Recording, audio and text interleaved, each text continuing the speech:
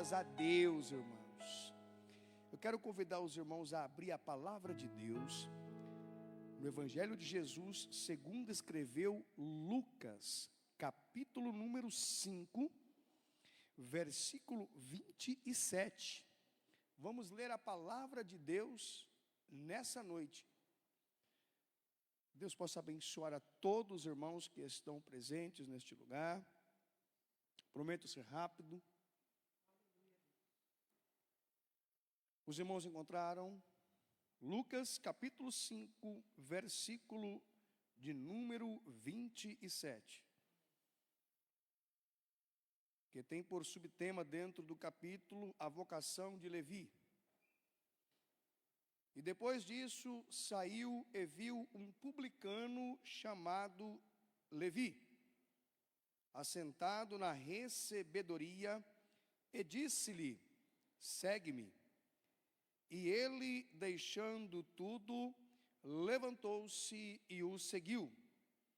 E fez-lhe Levi um grande banquete em sua casa, e havia ali uma multidão de publicanos e outros que estavam com eles à mesa. E os escribas deles e os fariseus murmuravam contra os discípulos, dizendo: por que comeis e bebeis com publicanos e pecadores?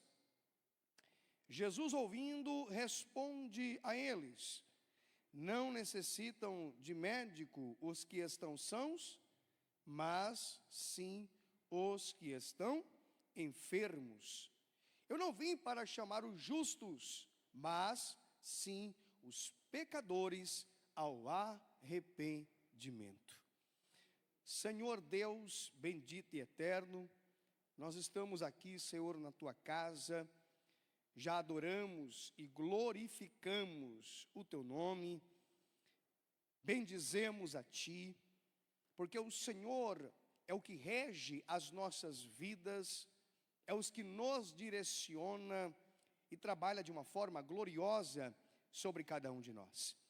Que através desta palavra, Senhor, seja ministrado ao meu coração e aos demais aquilo que verdadeiramente o Senhor deseja falar com a igreja, e não simplesmente aquilo que nós queremos ouvir.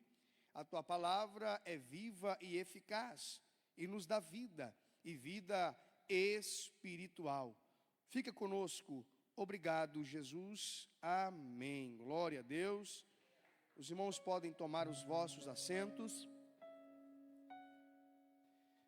Se eu pudesse colocar um título nesta mensagem, eu colocaria um chamado à mesa da graça.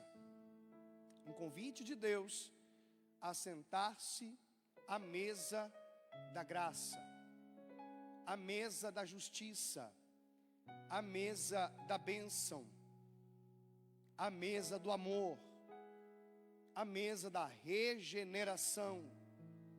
Enfim, nós podemos colocar inúmeros adjetivos quando falamos do nome de Jesus.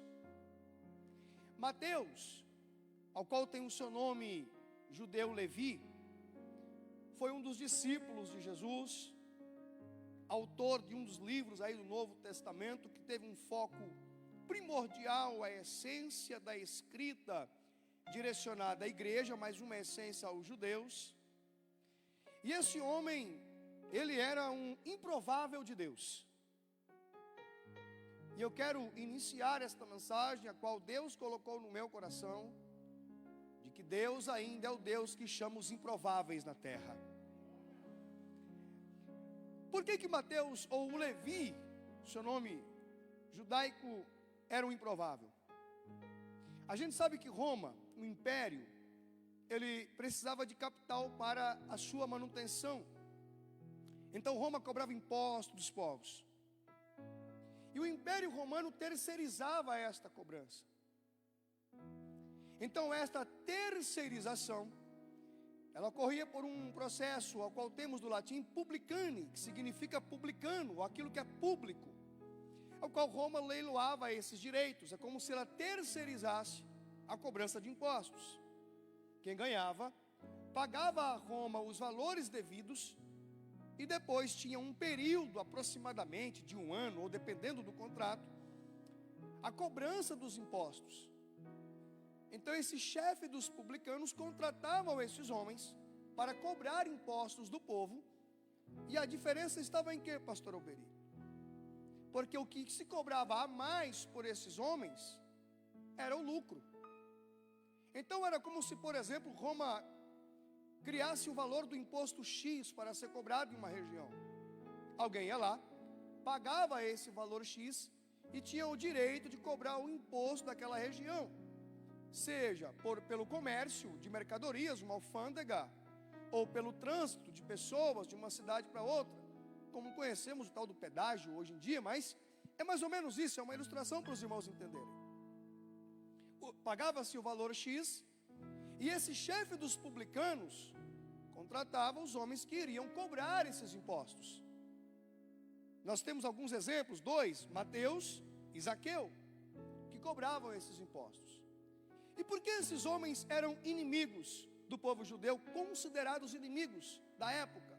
Primeiro, porque eram judeus, ou seja, muitos cobravam e usurpavam dos próprios judeus. Muitas pessoas eram afligidas pela cobrança indevida de impostos. Muitos enriqueciam de uma forma ilícita.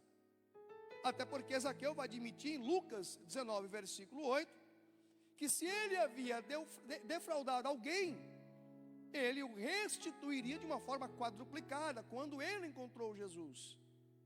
Então, ser um cobrador de impostos era algo muito indelicado, seria um traidor da nação. Alguém que vivia debaixo de um jugo do Império Romano, e ao mesmo tempo cobrava um imposto do seu próprio povo. Veja, esse modelo era um modelo de exploração. Então, Levi, que é o Mateus, ele tinha uma posição indevida diante da sociedade judaica, diante dos fariseus, dos escribas, dos sacerdotes, que eram homens da legalidade da época. Eram homens odiados, rejeitados. Só que tinha uma diferença na história de Levi, porque quem vai entrar na história dele é Jesus de Nazaré. Quem vai entrar e mudar a história deste homem é Jesus. E o que me chama a atenção é que Deus, ele vai escolher pessoas improváveis para o seu reino.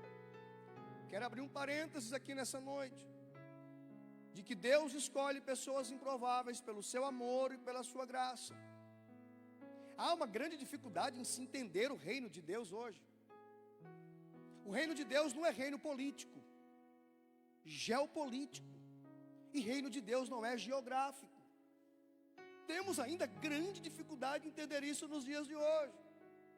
Tanto é que em Lucas capítulo 17, versículo 20, versículo 21, os homens da época, entre eles os fariseus, interrogavam Jesus quando havia de vir o reino de Deus.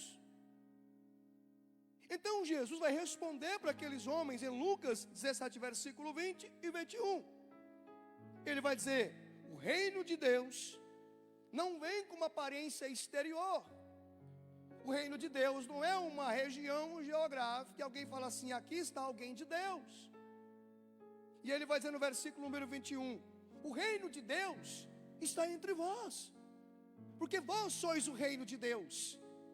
Então o reino de Deus é o reino invisível, é a igreja invisível. Não são as paredes, não é a iluminação ou a infraestrutura. Nós somos o reino de Deus.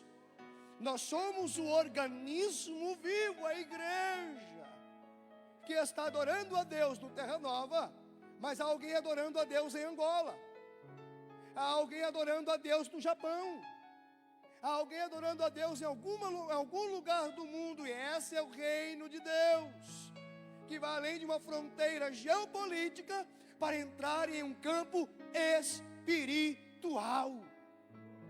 Deus não vai selecionar alguém por capacidade. Deus não vai separar alguém por etnia, por crença, por influência social ou aceitação da sociedade. Ele escolhe porque Ele é Deus. e quem transforma é a sua graça. Eu vou falar uma coisa importante aqui nesta noite, e a mensagem está apenas começando. Quantos de nós éramos improváveis de Deus? Quantas pessoas, olhando o seu futuro agora, de 10, 20, 30 anos atrás, alguém não te dava R$1 pela sua vida. Eu já conheci pessoas e conheço pregadores da palavra de Deus, que em outrora estavam fumando crack na sarjeta de uma rua, mas Jesus é aquele que ainda pega os improváveis para transformar, regenerar e falar: vem para o meu reino, porque no meu reino sempre vai caber mais alguém. Basta abrir o coração e eu faço tudo novo para a glória de Deus. Deus não está preocupado com aparência ou estereótipos, rótulos. Mateus era desses homens que era daqueles que, se alguém colocasse diante de um judeu, com certeza esse homem estaria execrado. O que me chama a atenção é que quando Jesus se encontra com esse homem em Cafarnaum, Jesus está desafiando um modelo religioso e dizendo: ninguém está fora do alcance da graça, ninguém está fora do alcance do meu reino. São dos improváveis que eu seleciono, que eu escolho, como 1 Coríntios capítulo 1, versículo 27, mas Deus escolheu as coisas loucas deste mundo para confundir as sábias. Por quê? Porque a glória não é do homem, a glória continua sendo de Deus. Se Deus fez uma obra sobre a sua vida, a glória não é sua, a glória é de Deus. Se Deus te regenerou e Ele transformou a sua vida, eu vou dizer uma coisa: glorifique a Deus, porque você faz parte desse reino maravilhoso. Cadê os que fazem parte do reino de Deus aqui nessa noite? Cadê os que fazem parte? Cadê os improváveis? Cadê os que... aleluia, glória a Deus. Improváveis de Deus. Enquanto a sociedade via um cobrador de impostos e um traidor, Jesus estava vendo um escritor. Jesus estava vendo um evangelista. Jesus estava enxergando um homem de Deus. Antes mesmo de nós nos entregarmos para Cristo, muitas pessoas poderiam olhar e nos rotular de tudo que era coisa, mas Jesus já estava vendo a graça dele sobre as nossas vidas.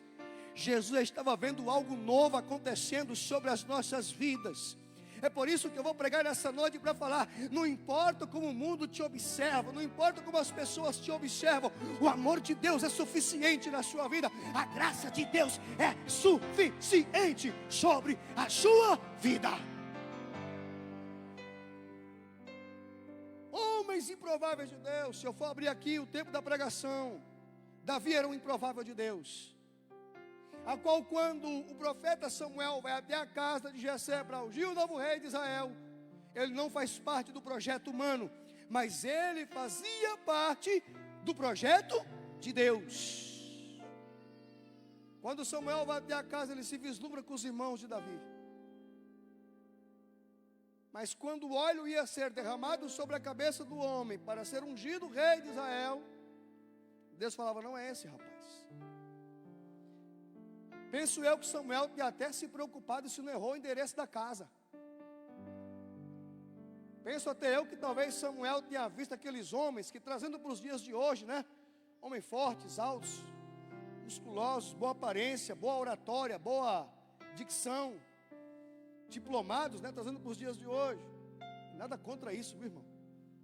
Seja forte aí, faz tua musculação, nada contra. Eu que estou devagarzinho mesmo. Mas o importante era a ótica de Deus. Então, Jessé pergunta assim, Samuel pergunta: Jessé, não tem mais ninguém na casa? Tem um rapazinho lá cuidando de ovelhas. Seu nome é Davi. E então Jessé faz o seguinte: olha, eu só vou embora quando esse rapaz aparecer. Vamos chamar o menino. Quando ele entra dentro da casa, o improvável de Deus vira provável de Deus. Porque Deus brada no coração de Samuel: é esse que eu vou selecionar, é o homem segundo o meu coração. Derrama o óleo sobre a cabeça, porque será o novo rei de Israel. É Deus falando para Samuel: o óleo pode estar sobre a sua mão, mas quem levanta ainda sou eu. O óleo está em sua mão, mas quem escolhe ainda sou eu. Sabe o que eu estou vendo aqui nesta noite? Escolhidos de Deus. Nós somos escolhidos de Deus, ainda que talvez desprezados, mas Ele nos amou primeiro e por isso estamos na presença dEle. Louvado seja o nome do Senhor. O sistema era injusto. Levi ou Mateus seria o nome depois da sua conversão. Ele fazia parte de um modelo corrupto. Ele fazia parte de um modelo insano, que oprimia as pessoas. Ele não conseguia sair desse sistema porque ele era agradável. Mas quando ele vê do outro lado da recebedoria, Jesus de Nazaré está com os olhos sobre Levi.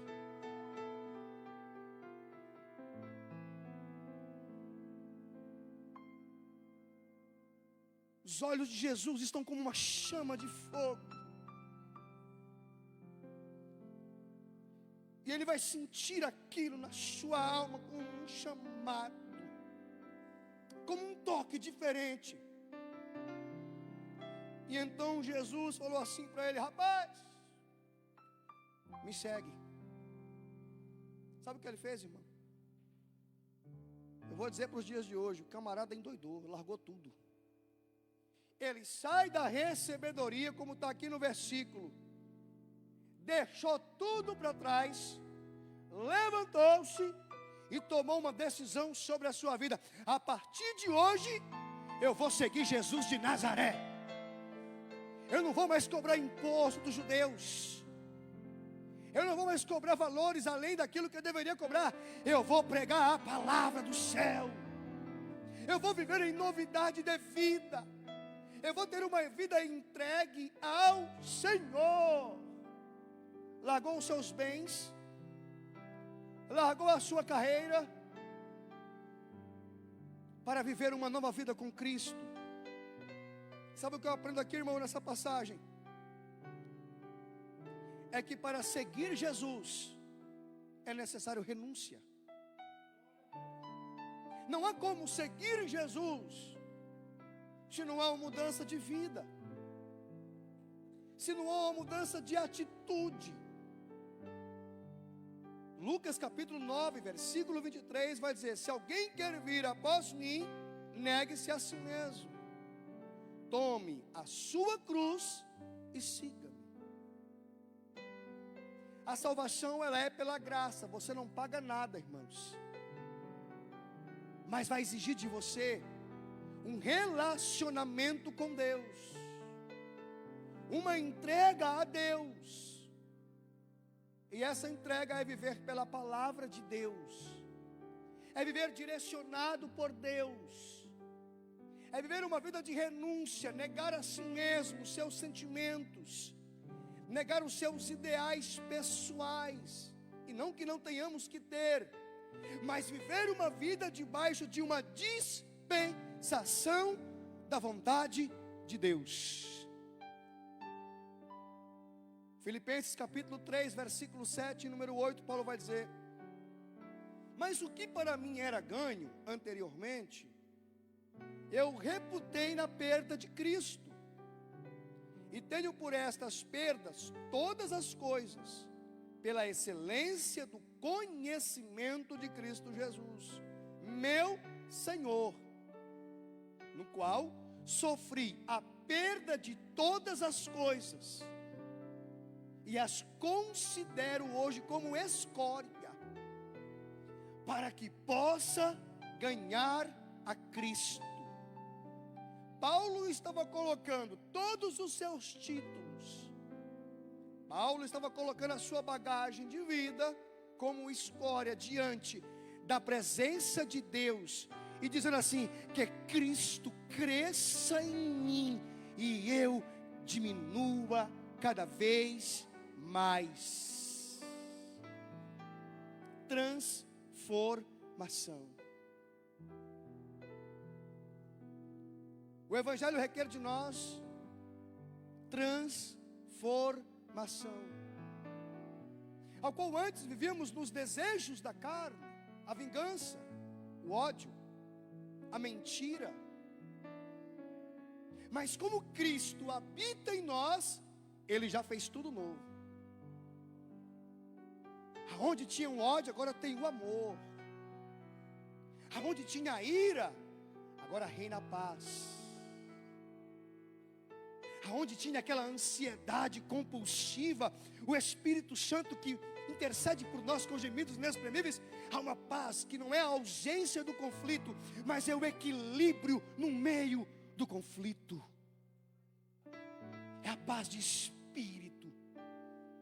Quando lançamos sobre Ele as nossas ansiedades, você não está só nesta caminhada, você não está só neste projeto, você não caminha sozinho por esta caminhada. Jesus está caminhando com você, fazendo tudo novo, escrevendo uma nova história, repaginando a tua vida e dizendo assim: eis que faço tudo novo sobre a tua vida, sobre a tua casa, sobre a tua família, sobre o teu ministério. Aonde você colocar a planta do seu pé, eu estou te justificando e estou confirmando a minha presença sobre a tua vida. Você pode receber essa palavra dessa noite? Você pode tomar posse dessa palavra nesta noite? Talvez estão olhando para o teu passado para te acusar, mas Jesus está falando: enquanto você acusa, já lavei, já remi com meu sangue remidou na cruz. Na cruz está a nossa vitória, a vitória que o mundo não entende. Ah, mas no passado fazia isso, no passado cobrava imposto, no passado era isso ou aquilo, mas Ele te justifica, porque a cédula do pecado já foi riscada com uma caneta de sangue da cruz. E essa é a fé que vence o mundo, que não foi comprada e nem com ouro. Há uma salvação que não foi adquirida com bens pessoais, mas com entrega na alma,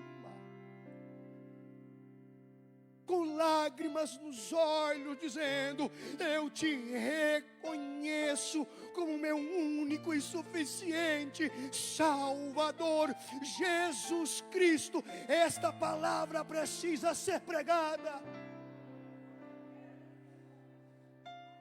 Paulo vai dizer assim: se eu esperar apenas por essa vida, serei o mais miserável dos homens. Renúncia, graça, amor de Deus. Não que Deus não possa te abençoar, não que Deus possa não abrir portas para a tua vida. Quantas coisas que Deus faz em nossas vidas, no dia a dia, ou quantos livramentos nós recebemos, quanta graça de Deus em cada situação da nossa vida. Mas o Evangelho de Cristo ainda é chamamento e renúncia, chamamento e transformação, chamamento e regeneração, chamamento e transformação. E alguém vai falar assim: mas é difícil. Não é, irmãos. Sabe por quê? Porque ele falou assim, ó, eu vou ao meu pai, mas rogarei ao Pai que envie o Consolador. Tem gente que já entendeu a mensagem nessa noite.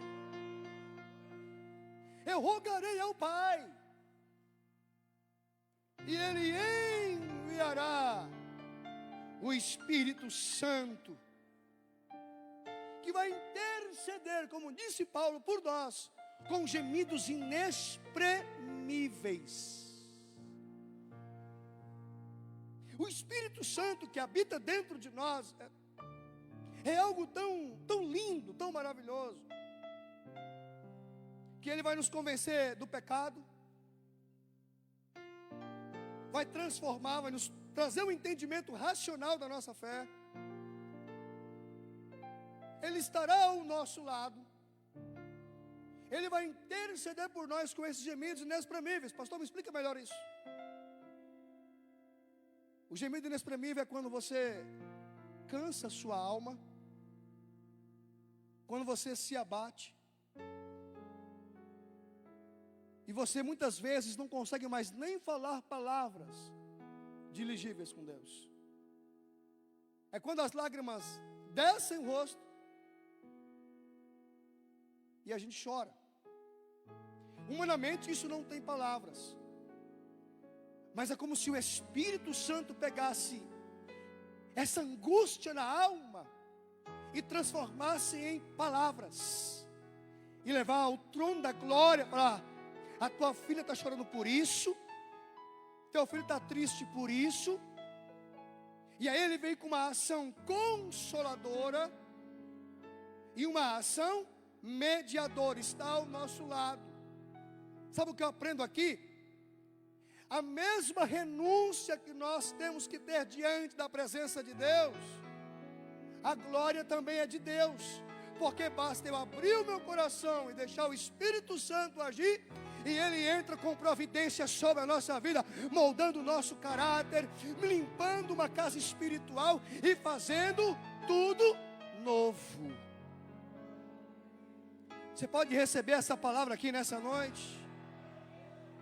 Você está ligado na fiação do céu que Deus está falando nessa noite? Deus está conosco, igreja. Nós não estamos só neste processo. Jesus está conosco. O mesmo Jesus que chama é aquele que garante o projeto. O mesmo Jesus que chama é o que escreve a nossa história com uma caneta diferente, que ninguém pode apagar, porque Ele é o Senhor.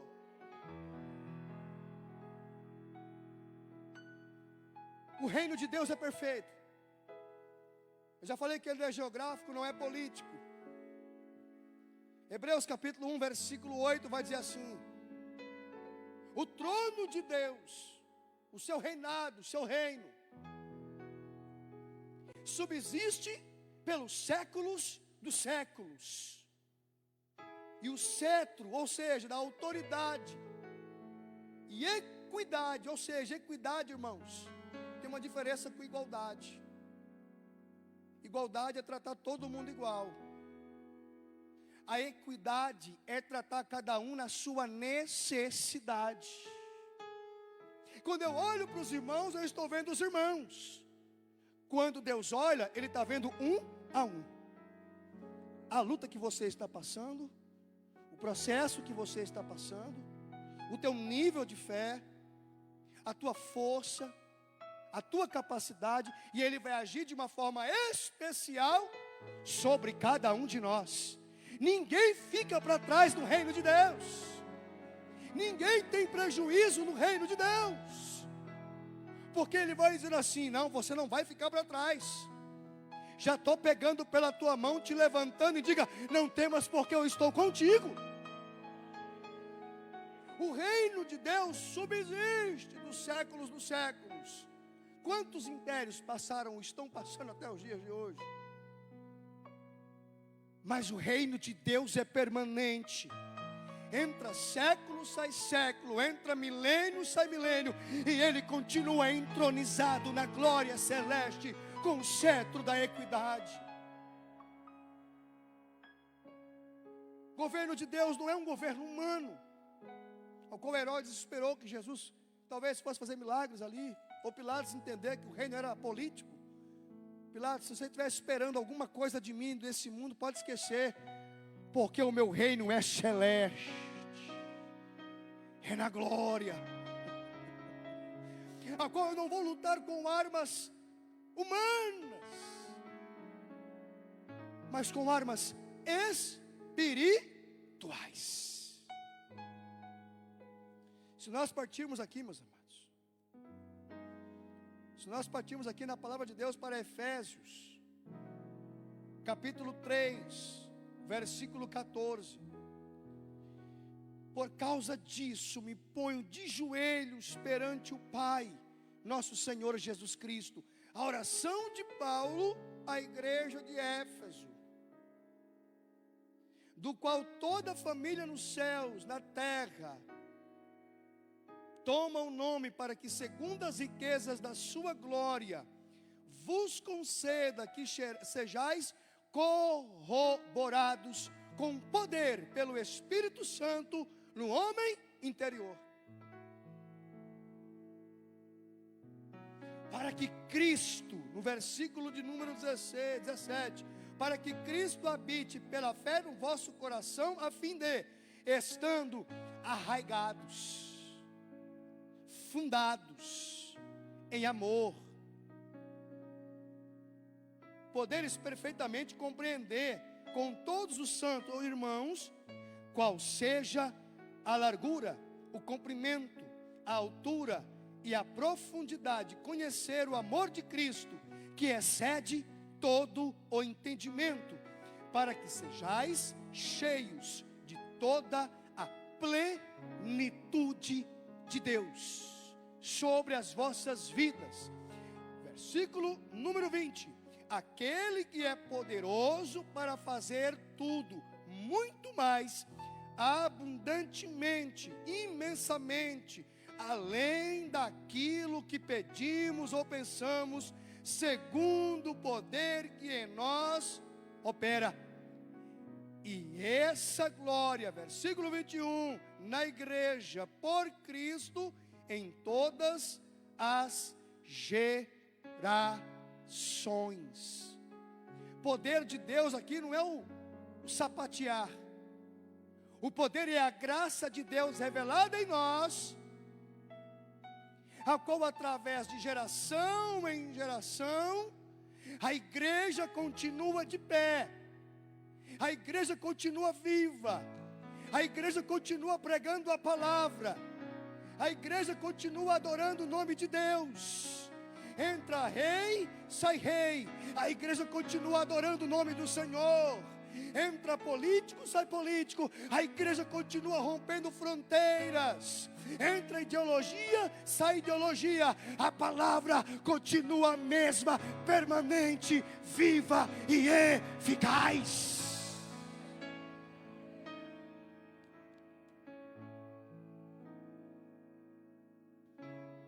Por quê? Porque o reino de Deus, que chama os improváveis, que trabalha de uma forma especial sobre as nossas vidas, não é deste mundo. Sabe por que você está de pé até o dia de hoje, na caminhada que você tem na sua fé? É porque Jesus está contigo todos os dias. É porque a presença dEle está com você todos os dias. E é por isso que nós estamos aqui nessa noite. Porque Deus está em nós, irmãos. Não desfalecemos, não nos entristecemos, continuemos firme na jornada, firme no propósito de Deus sobre a nossa vida, porque fiel é quem prometeu, fiel é quem chamou. Descansa no Pai, porque Ele ainda está com você no meio da tempestade. No barco em que Jesus está, pode até ter a tempestade, mas a certeza, o barco não vai afundar. Como é que está o teu barco espiritual aí? Como é que está a tua vida espiritual hoje, pastor? Se eu falar em maremoto é apelido, o negócio está estreito. O barco só falta virar de cabeça para baixo dentro do mar. Mas eu estou aqui para falar uma coisa muito importante para você nessa noite. Seu barco pode até virar, não vai afundar. Ele torna para o lugar, porque o Deus que nós servimos ainda é Deus de milagres. Ainda é Deus de essência. Deus não precisa da lógica humana para operar em nossa vida. Ele pega o improvável, se torna provável. Chama um homem para viver uma nova vida. E eu vou encerrar dizendo aqui em Lucas capítulo número 5. Só que Levi, o Mateus, o autor, ele ficou tão feliz. Ele ficou tão feliz que no versículo número 29, ele faz um grande banquete na sua casa. E havia uma multidão de quê, irmãos? De santos. Uma multidão de sacerdotes, ali está escrito sacerdotes. Uma multidão de pregadores da palavra de Deus. Não. Uma multidão de improváveis também. Uma multidão que eram traidores da pátria, rejeitados, pecadores. Mas quem vai sentar à mesa com eles? Jesus de Nazaré. A alegria de Levi de Mateus foi tão grande que ele falou: Senhor, não vai parar por aí não. Eu vou fazer um banquete na minha casa, vou convidar os meus amigos e o Senhor vai sentar à mesa conosco. Sabe o que significa isso? A alegria dele foi tão grande que ele não quis compartilhar essa glória, não quis ficar com essa glória sozinho, ele quis compartilhar com alguém. Então o que eu aprendo aqui nessa mensagem de hoje? Que o Evangelho de Cristo é algo que nos traz algo tão lindo, que nós não nos contentamos de querer só para a gente. Tem que chamar mais alguém. Tem que chamar mais alguém. O poder de influência, o poder de pregar a palavra, lançar a semente, é essa alegria que contagia cada um de nós todos os dias. Faça a diferença por onde você andar. Eu contei aqui recentemente uma história de um jovem. Alguns conhecem aqui a minha história. Eu sou professor e eu passei quase um ano inteiro conversando com um jovem que estava perdido um pouquinho para o outro lado. Eu leciono na particular, na pública, à noite, e o rapaz estava ali, pezinho aqui, um pezinho ali, umas coisas não legais, afastado da palavra, do Evangelho de Cristo, umas práticas inadequadas. E quando ele descobriu que eu servia a Deus, ele colou em mim de uma forma tão especial. E eu fiz que nem Mateus, eu peguei o banquete, coloquei ele na mesa e falei: vem desfrutar do reino comigo. Lá fora você pode fazer o que você quiser, mas quando você sentar à mesa comigo, você vai comer o reino, vai ver o reino de Deus, vai ver a palavra de Deus. Passou o ano inteiro. E eu falei: misericórdia, Jesus. Orei pela vida dele. Aí entramos de férias de final de ano. Vamos já louvar. Entramos de férias de final de ano.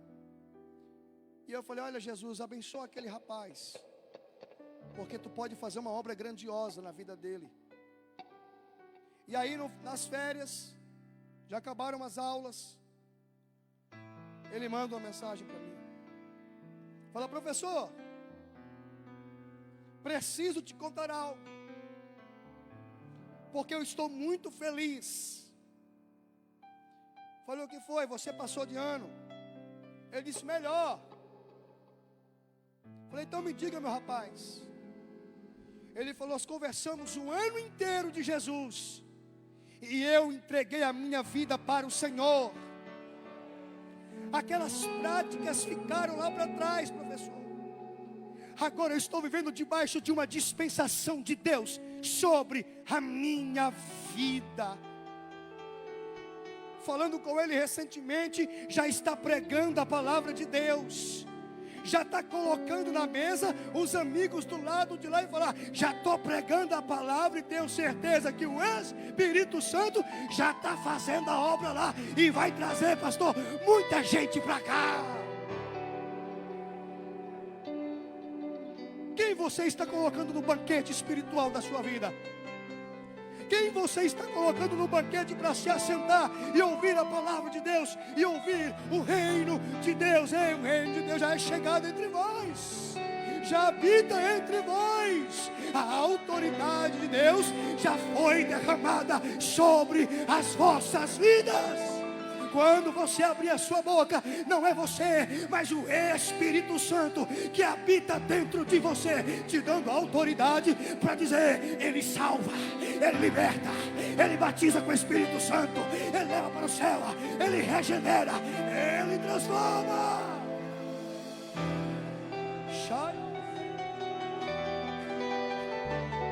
Já estou sentindo uma glória. Deus já está revestindo pessoas aqui nessa noite.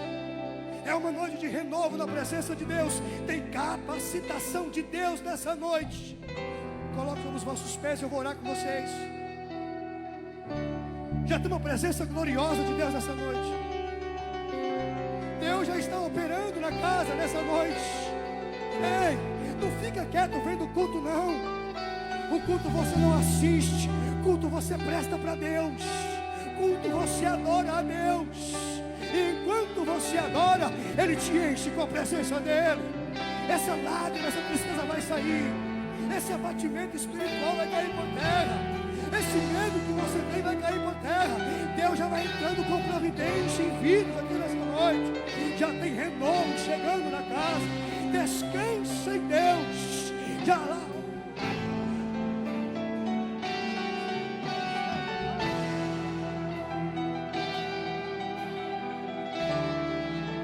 Chamou a geração para sacudir a terra. Deus te chamou para fazer a diferença. Deus não chamou você para tirar somente da recebedoria. Coloca publicano na mesa e prega a palavra de Deus. Porque através da tua vida coisas vão acontecer. Eu vou orar com você, você vai orando aí. Eu estou sentindo uma glória tremenda aqui nessa noite. Eu estou sentindo uma presença de Deus gloriosa nessa noite. O Deus de cura está na casa. Ele pode curar a tua vida, Ele pode curar a tua alma hoje. Se lança na presença de Deus. Não olha para o lado, olha para Jesus. Seu irmão está orando, está chorando, se entrega para Deus agora, porque grandes coisas Deus vai fazer na tua vida.